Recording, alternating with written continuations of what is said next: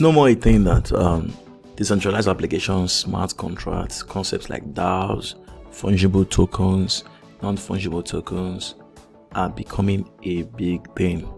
So with that, one of the challenge is the base layer. As you can see from L2 Physio, we can see how much it costs to send tokens and how much does it cost to do swap. We can see what it costs to send tokens on Ethereum, what it costs to swap. We can see the various L2 solutions and how much it costs and all that. Now, that tells you that there is a big room for alternative chains, or as you may call them, alt L1s. You can see many of these chains, the protocols deployed on them, and the TVL and all that. So you might be asking, is there room for another chain? Yes, because scalability has not been achieved. Absolute decentralization has not been achieved. Security is still something that is subject. You saw Algorand wallets hacked a few days ago. Now, I want to bring another chain and also present an opportunity for you to participate in airdrop. It's called the Venom network. So the Venom network has, according to them, $1 billion in grants. And with this, you can apply as a builder, you can apply on different fronts, maybe as a content creator. I can apply at the technical level or non-technical level, and you can start. So what is the Venom network in the first instance? It is a layer 0 network that applies the concept of sharding. So when you do sharding has two concepts. We have the likes of database sharding. This is when you shard the data you put data into different strands of shards.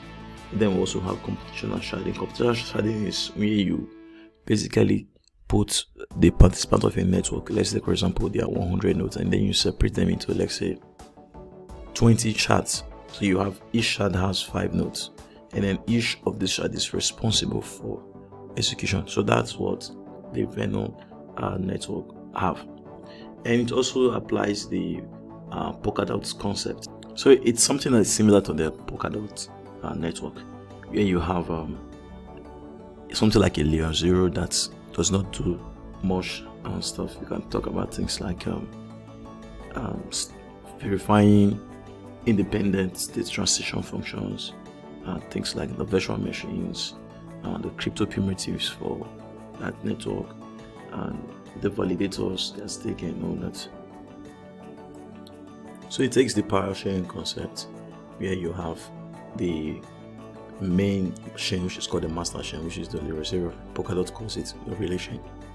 And then when at launch, it will start with the first L1. So these layer 1 blockchains, Polkadot call them parachains, but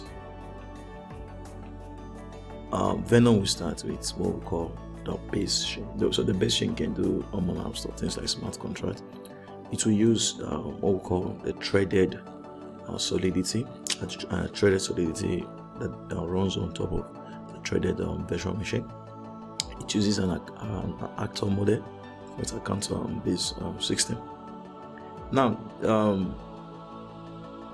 like I said, the concept of parachains, it calls parachains workchains. So these chains like this, it calls them workchains. So the first workchain, which is also similar, this design is also similar to the Avalanche system or Subnet. So the workchains, they are independent shards that can do all manner of things. They can have independent states, transition functions, and they can have their own virtual machines. They can have their own crypto primitives, their own native tokens, their own transaction, their own block structures and all that. And like in the case of Polkadot, there's a cross-messaging format that one workchain can use to communicate with another and all that.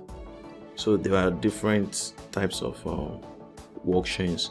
A workchain can be a public chain that anybody can choose to participate, or corporations can have things like private workchains, and they can also be consortium workchains. So there are two different, if you read the white paper for the base chain, there are three different validator sets. So we have the overall validator set that comprise of all the validator sets. Then we have master chain validator sets that these are those that validate the master chain, like I told you, which is the L0, which is responsible for coordination and all that. And then there is the shard chain validator set. So these ones are the ones that validate these independent workchains for you to know. So who are the participants in the network? We have different users in the network, those who create wallets, use the network. They're very needed. We have validators who help secure transactions on the network. We have the developers who are the ones who build these dApps, the DApps and all that. And then we also have the foundation, the Venom Foundation, that is responsible for things like grants and all that. And one of the things I want you to understand is that this blockchain is the first blockchain to obtain a license from the Abu Dhabi authority. So issues like KYC, issues like security laws and all that is already handled from the get-go. So understand that. And moving on, so you might be asking, this project is on its early stage, so you might be asking, how do I participate in the network? And there are very few things that you can do. Like here I have an account. You can go to Venom Network.task and participate in some of the things, like you do basic DEX functions, swapping, pooling tokens, farming. You do things like Venom bridge, you bridge from other networks. You can do things like Venom stake after you've gotten tokens from the faucet, where you can stake tokens. Like if you have been in crypto, you know how to delegate to a particular validator and all that, so it becomes easy. Venom Pad is another one, Oasis, where you can trade NFTs and all manner of stuff. So there are others that are actually coming up. So that is a brief concept about the Venom. So the Venom network has, like I said, $1 billion that is being deployed. So I hope to see you in the next video. Keep safe out there.